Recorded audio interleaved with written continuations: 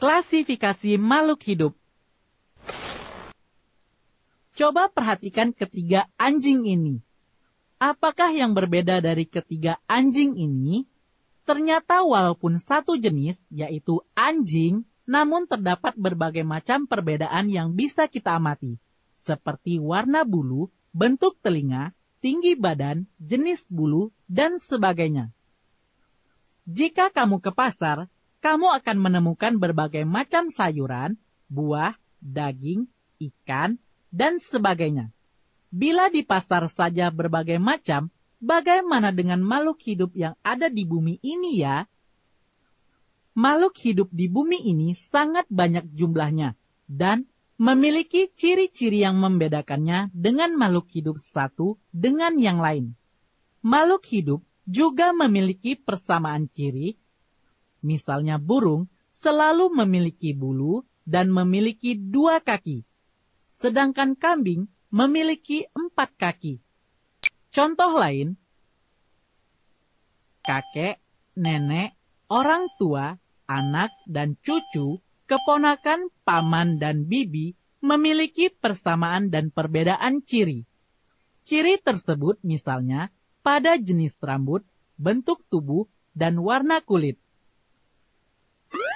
Persamaan antara anak dengan orang tua lebih banyak daripada persamaan antara keponakan dengan paman. Dan persamaan antara orang tua dengan kakek lebih banyak daripada persamaan bibi dengan nenek.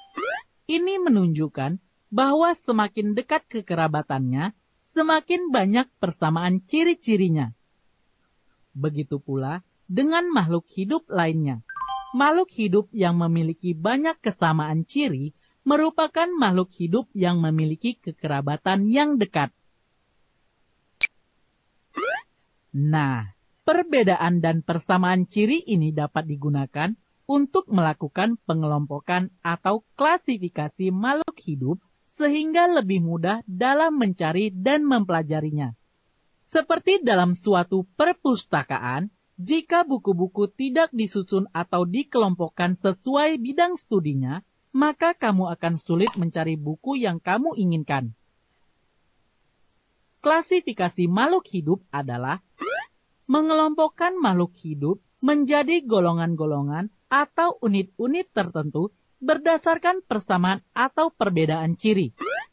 Tujuan klasifikasi makhluk hidup adalah memudahkan untuk mengenal dan mempelajari serta mengetahui hubungan antar makhluk hidup.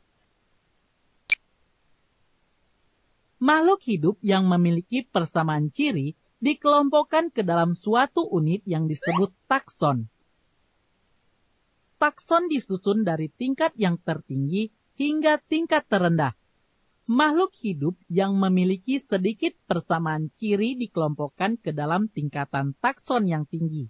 Sebaliknya, makhluk hidup yang memiliki banyak persamaan ciri dimasukkan ke dalam takson yang lebih rendah.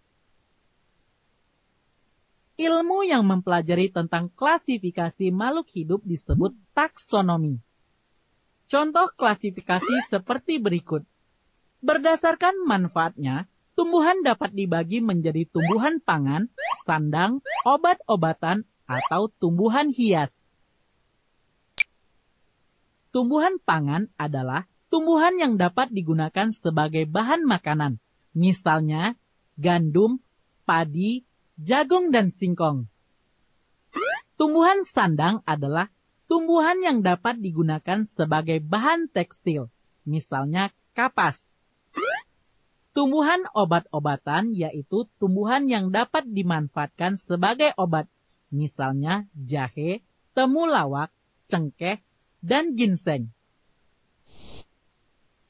Tumbuhan hias yaitu tumbuhan yang digunakan sebagai tanaman hias, misalnya anggrek, mawar, melati.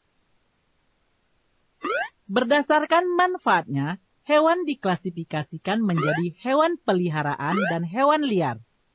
Hewan piaraan adalah hewan yang dimanfaatkan telur, daging, susu, dan tenaganya. Sedangkan hewan liar umumnya tidak bermanfaat langsung bagi manusia. Berdasarkan jenis makanannya, hewan dikelompokkan menjadi hewan pemakan daging digolongkan karnivor, hewan pemakan tumbuhan digolongkan herbivor, dan hewan pemakan segala digolongkan omnivor. Atau contoh lain, berdasarkan perawakannya, tumbuhan dapat digolongkan menjadi rerumputan, perdu, semak, dan pohon. Rerumputan adalah tumbuhan yang kecil, biasanya menutupi permukaan tanah, misalnya rumput. Tanaman perdu merupakan tanaman berkayu yang pendek dengan batang yang cukup kaku dan kuat untuk menopang bagian-bagian tanaman. Golongan perdu biasanya dibagi menjadi 3, yaitu perdu rendah, perdu sedang, dan perdu tinggi. Tanaman teh-tehan, bunga sikat botol, euphorbia, dan crossandra termasuk golongan tanaman ini. Umumnya, tanaman semak tingginya di bawah 8 meter yang dicirikan dengan batang yang berukuran sama. Tanaman semak sering dijadikan sebagai tanaman pagar atau tanaman hias. Bambu hias termasuk dalam golongan semak. Tanaman pohon adalah jenis tanaman berkayu yang biasanya memiliki batang tunggal dan dicirikan dengan pertumbuhan yang sangat tinggi. Biasanya tanaman pohon digunakan sebagai tanaman pelindung atau center point.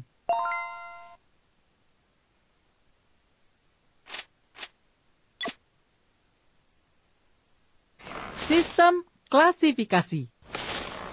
Sistem klasifikasi yang kita kenal sekarang merupakan hasil perkembangan yang berkelanjutan. Mula-mula, makhluk hidup hanya dibedakan menjadi 2 kingdom, yaitu plantae atau tumbuhan dan animalia atau hewan. Pada pembagian ini, jamur digolongkan ke dalam tumbuhan. Namun, setelah diteliti, jamur tidak berklorofil dan dinding selnya terdiri dari kitin. Padahal dinding sel tumbuhan terdiri dari selulosa. Oleh karena itu, jamur dipisahkan dengan kingdom tersendiri. Selanjutnya, makhluk hidup dibedakan menjadi 3 kingdom, yaitu fungi atau jamur, plantae, dan animalia.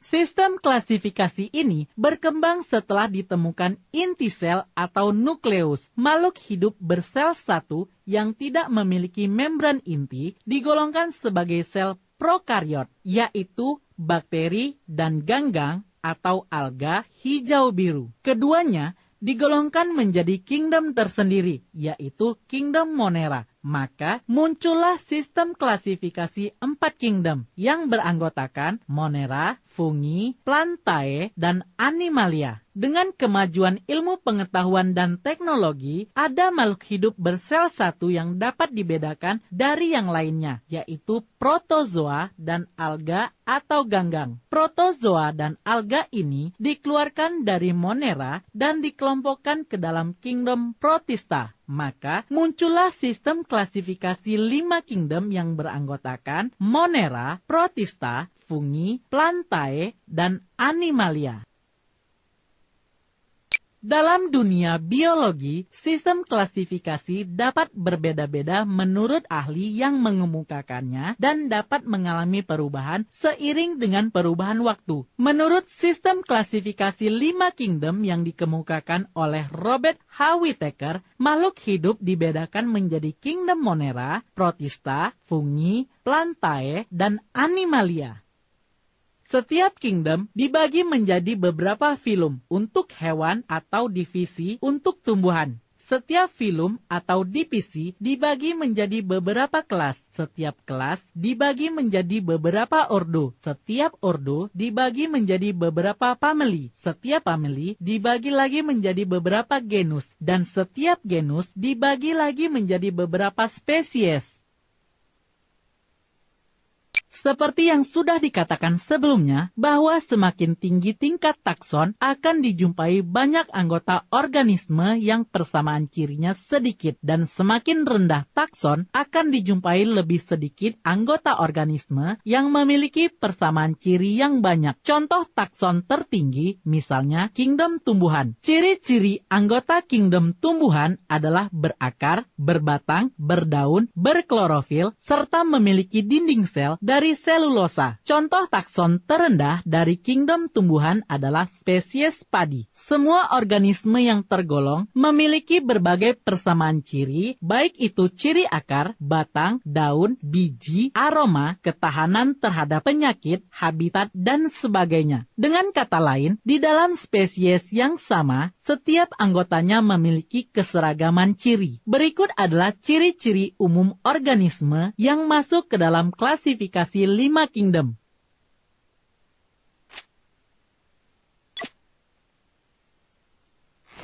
Monera.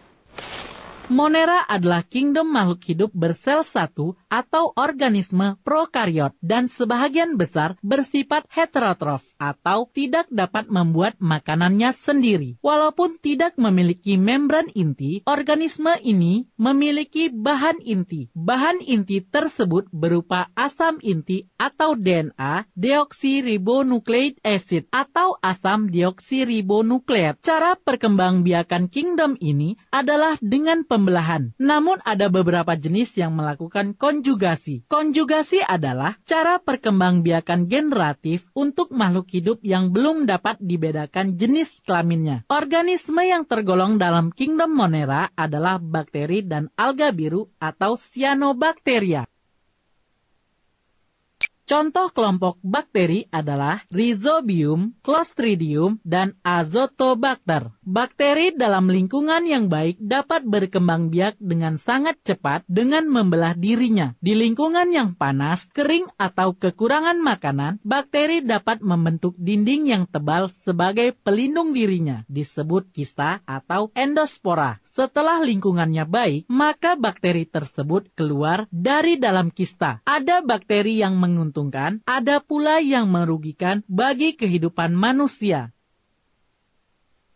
Bakteri yang menguntungkan seperti Acetobacter berperan pada pembuatan asam cuka, Acetobacter silinum pada pembuatan nata de coco, Lactobacillus casei pada pembuatan keju dan yogurt, pembuatan zat kimia seperti aseton dan butanol oleh Clostridium acetobutylicum, Escherichia coli berperan menguraikan sisa-sisa makhluk hidup.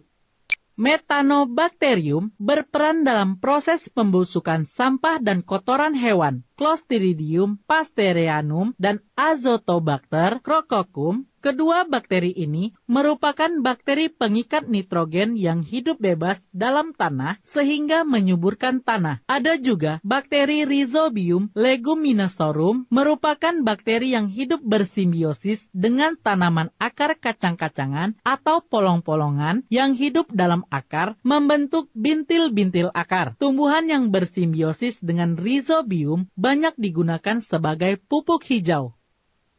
Sedangkan bakteri yang merugikan seperti Heliobacter pylori sangat tahan terhadap asam. Bakteri ini banyak ditemukan hidup di dalam lambung orang dewasa dan kini diketahui sebagai salah satu penyebab tukak lambung. Staphylococcus aureus menyebabkan keracunan makanan. Salmonella typhosa menyebabkan penyakit tipus. Mycobacterium tuberculosis menyebabkan penyakit TBC. Haemophilus influenza menyebabkan penyakit influenza. Microbacterium leprae menyebabkan penyakit lepra. Clostridium tetani menyebabkan penyakit tetanus. Shigella dysentrae menyebabkan penyakit disentri. Erwinia amylophora menyebabkan busuk pada buah-buahan. Xanthomonas campestris menyerang tanaman kubis. Cytophaga columnaris menyebabkan penyakit pada ikan. Bacillus anthracis menyebabkan penyakit antraks pada sapi. 2. Alga biru atau cyanobacteria. A. Ciri-ciri alga biru. Poin pertama, bersel tunggal atau uniseluler. Ada pula yang berkoloni. Poin kedua, sel alga biru tergolong sel prokariot yang berklorofil. Oleh karena itu, alga biru mampu berfotosintesis dan disebut sebagai organisme autotrof. Poin ketiga, memiliki klorofil, kateroid, serta pigmen vicobilin yang terdiri dari vicocyanin dan vicoeritrin. Poin keempat, inti sel tidak memiliki membran atau prokariotik. Poin kelima, dinding sel mengandung peptida, hemiselulosa, dan selulosa. B. Perkembangan alga biru. Alga biru berkembang biak dengan membelah diri dan fragmentasi. Fragmentasi adalah cara memutuskan bagian tubuh, kemudian membentuk individu baru. Alga yang bersel satu membelah diri dari satu sel menjadi 2, kemudian menjadi 4, 8, dan seterusnya. Contoh alga biru antara lain Anabaena, Rivularia, Gloeocapsa, Nostoc, dan Oscillatoria.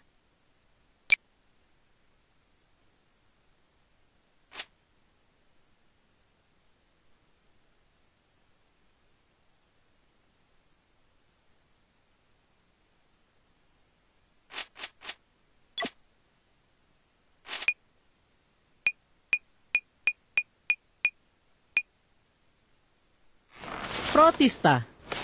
Protista terdiri dari makhluk hidup bersel satu. Protista ada yang hidup terpisah, berkoloni, atau merupakan organisme multiseluler sederhana. Protista memiliki selaput inti sehingga disebut eukariotik, yaitu inti selnya terlindung oleh selaput inti. Protista hidup di hampir semua lingkungan yang berair. Protista memiliki cara makan yang berbeda-beda yang digolongkan ke dalam 3 kategori. Yang pertama, protista autotrof, yaitu protista yang memiliki klorofil sehingga mampu berfotosintesis. Contohnya alga.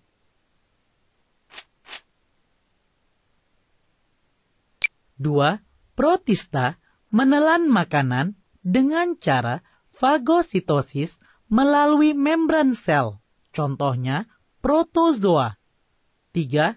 Protista saprofit dan parasit mencerna makanan di luar sel dan menyerap sari-sari makanannya. Contohnya jamur. Protista dapat digolongkan menjadi 3 kelompok, yaitu protista mirip hewan atau protozoa, protista mirip tumbuhan atau alga, dan protista mirip jamur atau jamur lendir atau slime mold. Protista mirip hewan dikenal sebagai protozoa. Protozoa banyak dijumpai di parit, sawah, sungai, air laut, dan bendungan. Ada pula protozoa yang hidup di dalam tubuh makhluk hidup lain, disebut parasit. Tubuh protozoa terdiri dari satu sel dan berukuran mikroskopis. Cara perkembangbiakannya dengan aseksual, yaitu membelah diri atau membentuk spora. Berdasarkan alat geraknya, protista mirip hewan atau protozoa dibedakan menjadi 4 filum, yaitu A. Flagellata. Flagellata adalah organisme protista yang bergerak dengan flagellat atau rambut cambuk. Contohnya adalah Trypanosoma. Trypanosoma hidup parasit di dalam darah manusia dan vertebrata lainnya. Trypanosoma berkembang biak dengan cara membelah diri. Manusia yang terinfeksi dapat menderita penyakit tidur. Penyakit ini ditularkan melalui gigitan lalat sese. Penyakit tidur banyak terjadi di negara-negara Afrika. B. Ciliata. Ciliata bergerak dengan silia atau rambut getar. Contoh dari ciliata adalah Balantidium coli, Vorticella, dan Paramecium. Ciliata hidup bebas di lingkungan berair, baik air tawar maupun air laut. Ada ciliata yang hidup simbiosis, ada yang parasit. Ciliata berkembang biak secara aseksual dengan membelah diri dan secara seksual dengan cara konjugasi. Konjugasi adalah peristiwa menempelnya 2 sel untuk mengadakan pertukaran inti sel.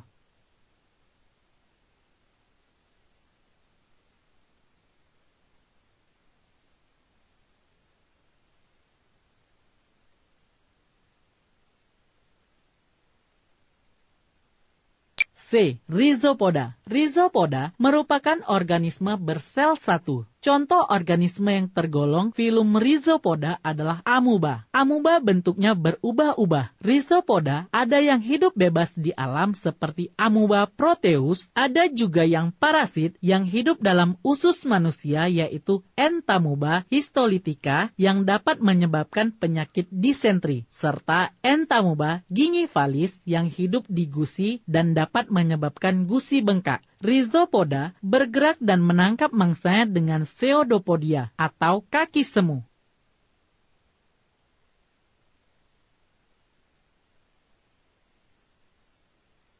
Kaki semu itu dijulurkan menuju makanan diikuti oleh isi sel sehingga tubuhnya bergerak menuju makanan. Makanannya berupa bakteri atau bahan organik lainnya. Mula-mula, makanan masuk ke dalam rongga makanan atau vakuola makanan untuk dicerna. Vakuola makanan beredar ke seluruh sel sambil mencerna makanan di dalamnya. Sari-sari makanan masuk ke dalam sitoplasma. Sisa-sisa makanan berbentuk padat, kemudian menepi dan keluar dari sel melalui membran plasma. Organisme ini berkembang biak dengan cara membelah diri. Satu sel menjadi 2, kemudian menjadi 4, 8, dan seterusnya.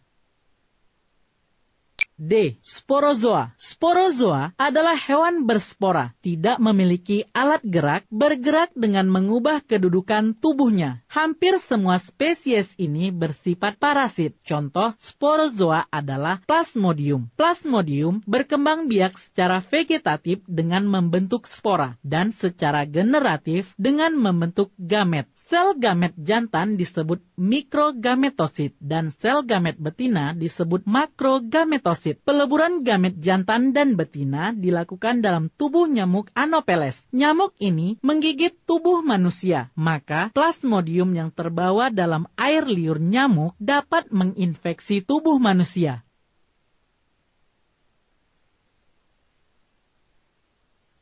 Dua, protista yang mirip tumbuhan atau alga. Alga dibedakan menjadi beberapa filum, yaitu A. Alga keemasan atau Chrysophyta. Alga ini berwarna keemasan karena kloroplasnya mengandung pigmen karoten dan xanthofil dalam jumlah banyak dibandingkan dengan klorofil. Alga ini dapat ditemukan di air tawar, di laut, dan di tanah yang lembab. Tubuh alga keemasan ada yang terdiri dari satu sel atau uniseluler, ada juga yang terdiri atas banyak sel atau multiseluler. Alga yang uniseluler hidup sebagai komponen fitoplankton yang dominan. Alga yang multiseluler berupa koloni atau berbentuk filamen. Contoh alga keemasan adalah Ochromonas, Navicula sp, dan Fauceria.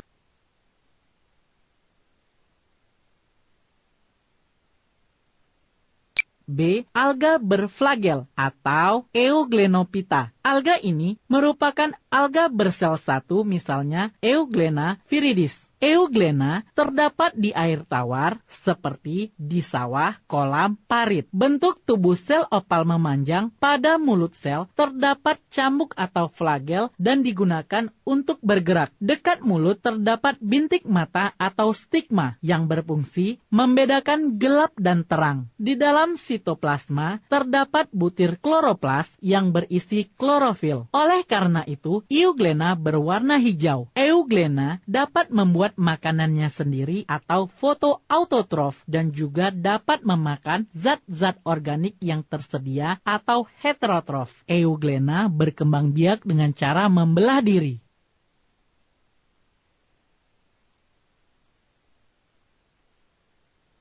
C. Alga coklat atau Phaeophyta. Pigmen yang lebih dominan dari alga ini adalah pigmen xanthofil yang menyebabkan ganggang berwarna coklat. Semua alga atau ganggang coklat berbentuk benang atau lembaran. Habitat alga coklat adalah di laut, terutama di laut yang dingin. Contoh alga coklat adalah Fucus vesiculosus, Fucus disticus, Sargassum, Siliquosum, Laminaria, dan Macroistis.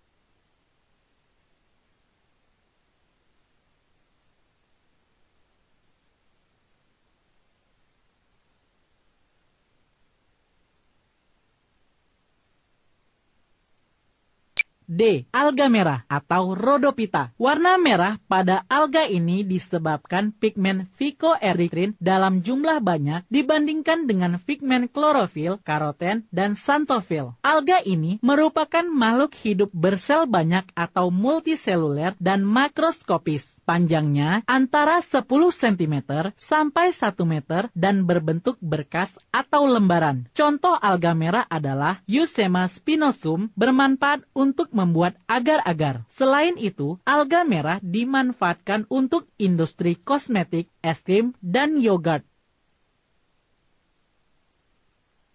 E. Alga hijau atau Chlorophyta. Alga hijau tergolong makhluk hidup yang bersifat eukariotik atau materi inti dibungkus oleh membran inti. Pigmen klorofil terdapat dalam jumlah terbanyak sehingga alga ini berwarna hijau. Pigmen lain yang dimiliki adalah karotena dan xanthofil. Alga hijau ini kebanyakan hidup di air tawar, sebahagian lagi hidup di darat, di tempat lembab, di atas batang pohon, dan di laut. Anggota alga hijau ada yang bersel tunggal, contohnya Chlorella, Euglena viridis. Ada yang membentuk koloni, contohnya Volvox-pediastrum. Ada yang berbentuk berkas, contohnya Zycnema ulotric. Dan ada juga yang berbentuk lembaran, contohnya Ulva dan Nitella.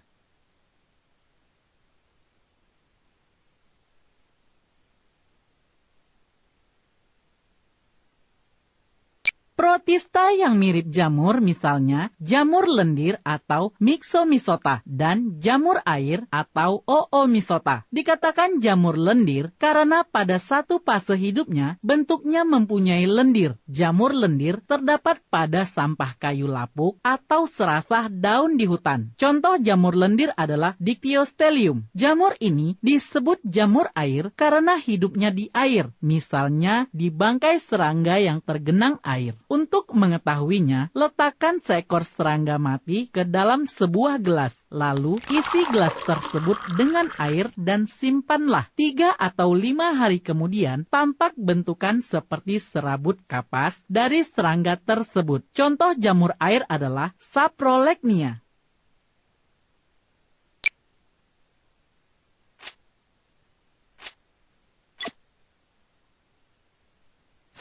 Fungi atau jamur.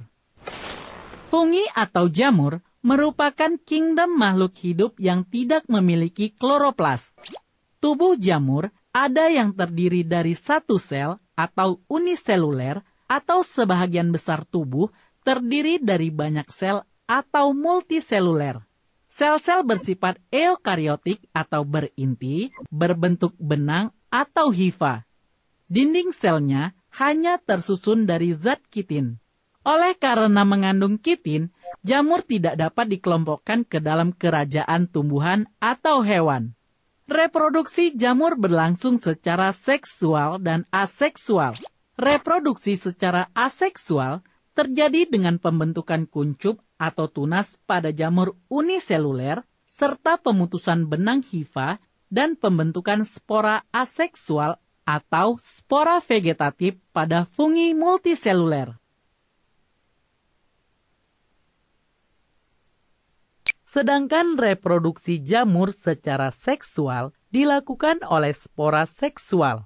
Spora ini dihasilkan secara singami yang terdiri dari 2 tahap, yaitu tahap plasmogami dan tahap karyogami. Fungi terdiri dari 4 divisi, yaitu 1. Zygomicota, contohnya Rhizopus oryzae, digunakan untuk pembuatan tempe. 2. Ascomycota, contohnya Saccharomyces cerevisiae, digunakan dalam pembuatan minuman beralkohol. Penicillium camemberti sebagai bahan pembuat keju. 3. Basidiomycota, contohnya Volvariella volvacea atau jamur merang, Auricularia polytricha atau jamur kuping. 4. Deutermycota, contohnya Rhizoctonia solani atau menyebabkan penyakit pada kentang.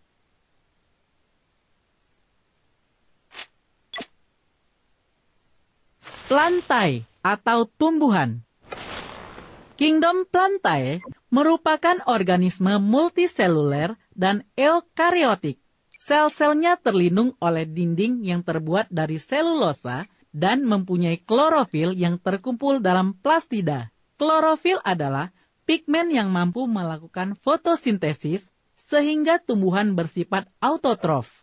Tumbuhan berkembang biak secara seksual dan aseksual. Dunia tumbuhan digolongkan menjadi lumut atau tumbuhan tak berpembuluh, paku-pakuan, dan tumbuhan biji atau tumbuhan berpembuluh. Lumut dibedakan dalam 3 kelompok, yakni lumut hati atau Hepaticopsida, lumut tanduk atau Anthocerotopsida, dan lumut daun atau Bryopsida. Tumbuhan paku dikelompokkan menjadi beberapa kelas, yakni paku purba atau Silopsida, paku ekor kuda atau Spenopsida, paku kawat atau Lycopsida, paku sejati atau Pteropsida. Sedangkan tumbuhan biji dibedakan menjadi tumbuhan biji terbuka atau Gymnospermae dan tumbuhan biji tertutup atau Angiospermae.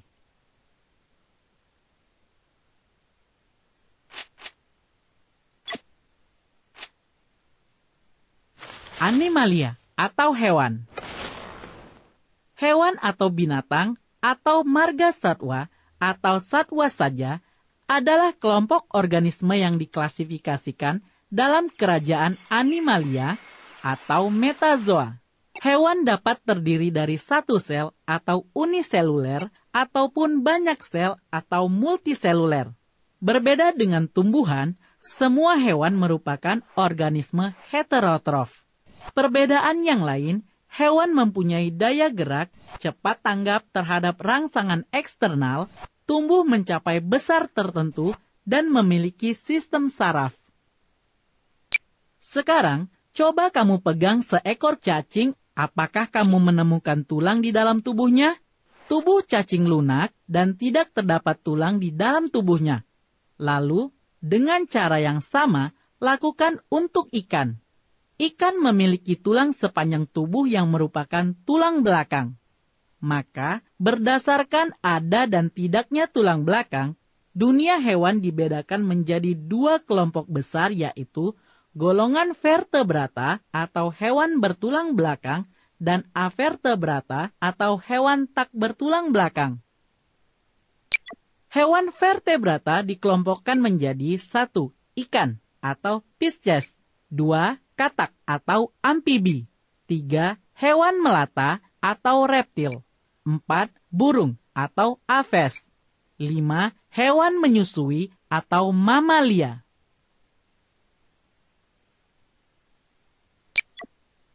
Sedangkan hewan avertebrata dikelompokkan sebagai berikut.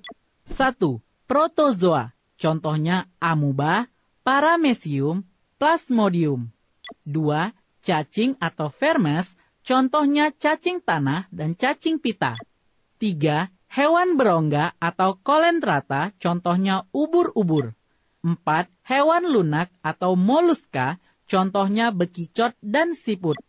5. Hewan berpori atau porifera, contohnya spon karang dan spon merah. 6. Hewan berkulit duri atau echinodermata, contohnya bintang laut. 7. Hewan berkaki berbuku-buku atau arthropoda, contohnya belalang dan laba-laba.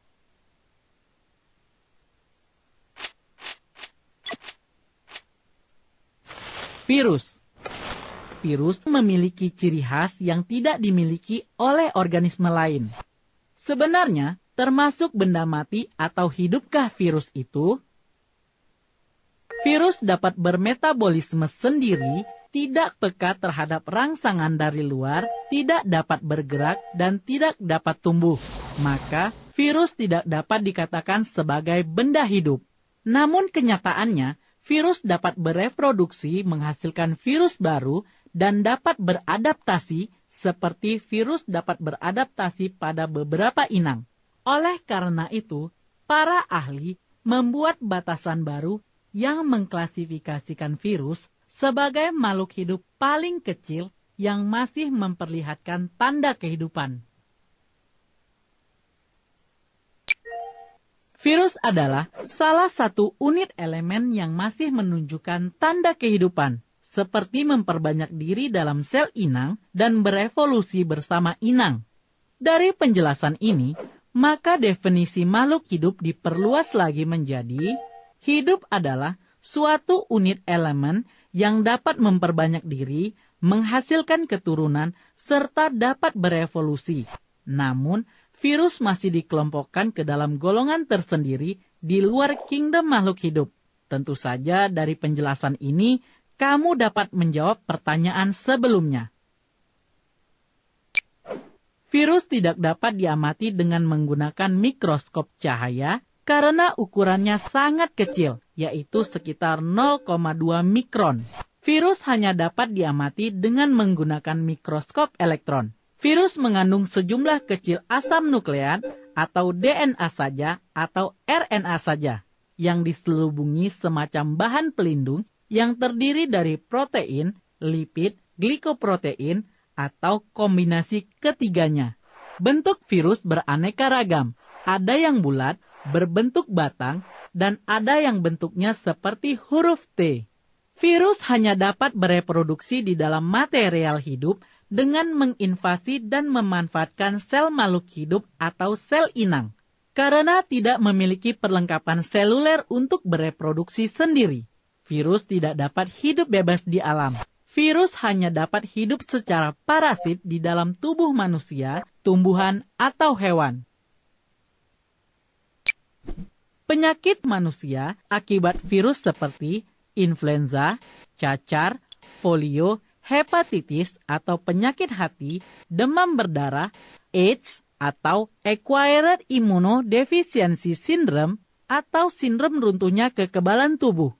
AIDS disebabkan oleh infeksi HIV atau Human Immunodeficiency Virus. HIV menyerang sel darah putih yang mereproduksi zat kekebalan atau antibodi, sehingga tubuh penderita mudah terserang penyakit lain. Masa inkubasi HIV biasanya 8 tahun, jadi penderita tidak langsung menunjukkan serangan.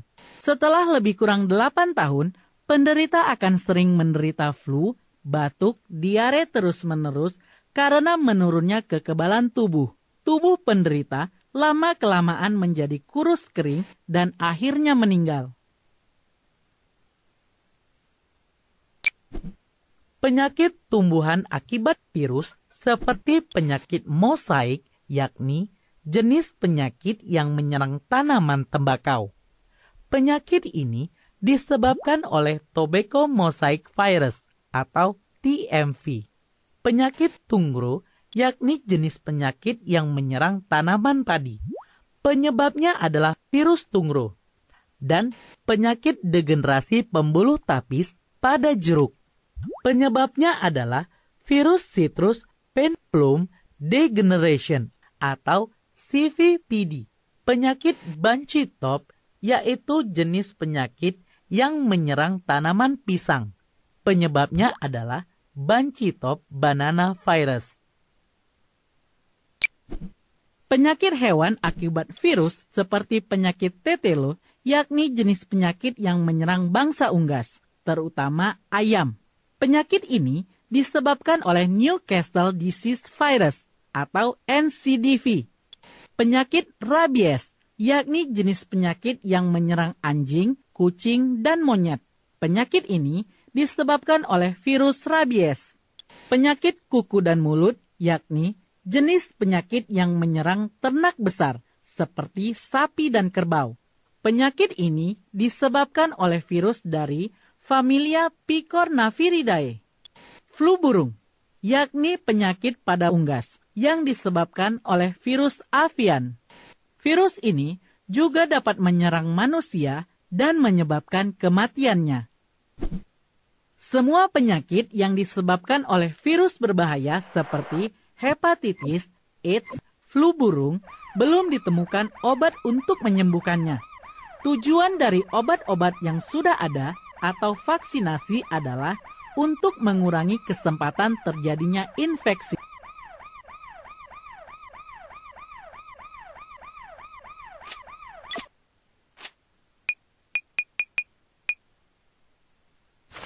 Tata nama ilmiah dan kunci determinasi. Penamaan ilmiah. Para ilmuwan memiliki cara tersendiri dalam mengklasifikasi makhluk hidup. Pengklasifikasian tersebut mempunyai aturan tertentu dan berlaku secara internasional. Carolus Linnaeus sebagai peletak dasar klasifikasi mengetengahkan sistem kode internasional tata nama ilmiah yang disebut binomial nomenklatur, yang berarti tata nama ganda. Aturan tata nama ilmiah adalah sebagai berikut. Nama ilmiah terdiri dari dua kata dalam bahasa Latin. Kata pertama menunjukkan nama marga atau genus yang ditulis dengan huruf kapital. Dan kata kedua merupakan petunjuk jenis atau spesies yang ditulis dengan huruf kecil. Cara penulisannya, jika teks dicetak tegak, maka nama ilmiah dicetak miring. Sebaliknya, jika teks dicetak miring, nama ilmiah dicetak tegak. Dan jika ditulis tangan, nama ilmiah ditulis tegak dan diberi garis bawah. Contoh nama ilmiah padi adalah Oryza sativa. Oryza adalah nama marganya, sedangkan sativa adalah petunjuk jenisnya. Nama ilmiah pisang yaitu Musa paradisiasa L. Musa adalah nama genus pisang, paradisiasa adalah petunjuk spesiesnya, dan L merupakan singkatan dari pengidentifikasi pertama yaitu Linnaeus. Berikut adalah beberapa contoh penulisan nama ilmiah pada beberapa hewan dan tumbuhan. Untuk tumbuhan seperti jagung, nama ilmiahnya Zimais. Mangga, nama ilmiahnya Mangifera indica. Kacang tanah, nama ilmiahnya Arasis hypogae. Kopi, nama ilmiahnya Coffea arabica. Rambutan, nama ilmiahnya Nephelium lapacum. Jeruk nipis, nama ilmiahnya Citrus aurantifolia. Jambu biji, nama ilmiahnya Psidium guajapa. Untuk hewan seperti kucing, nama ilmiahnya Felis domesticus. Gajah, nama ilmiahnya Elephas maximus. Ikan mas, nama ilmiahnya Cyprinus carpio. Orang utan, nama ilmiahnya Pongo pygmaeus. Harimau, nama ilmiahnya Felis tigris. Marmut, nama ilmiahnya Cavia cobaya. Komodo, nama ilmiahnya Varanus komodoensis. Setiap penamaan tidak terlepas dari klasifikasi yang dapat dilakukan secara bertingkat. Setiap tingkatan disebut takson. Semakin tinggi takson, semakin sedikit persamaan cirinya. Semakin rendah tingkat takson, semakin banyak persamaan cirinya. Urutan takson dalam klasifikasi beberapa jenis hewan dan tumbuhan. Untuk hewan, kita ambil kucing. Kingdom kucing adalah Animalia. Filum atau divisinya adalah Chordata. Kelasnya Mammalia. Ordo kucing adalah Carnivora, termasuk famili Felidae. Genusnya Felis dan spesiesnya adalah Felis catus. Untuk tumbuhan, kita ambil padi. Kingdom padi adalah Plantae. Filum atau divisinya adalah Spermatophyta.